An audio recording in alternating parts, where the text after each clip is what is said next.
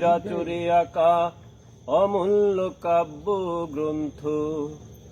তুমি কবি নজরুলের কবিতার প্রাণ, শাহেদ আলীর গল্প, তুমি জয়নুলের তুলির আচরে আঁকা অমূল্য কাব্য গ্রন্থ।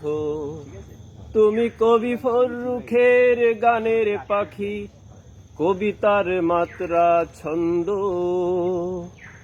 ও আমার দেশ, ও আমার জন্মভূমি, এত সুন্দর রূপ কোথায় পেলে তুমি?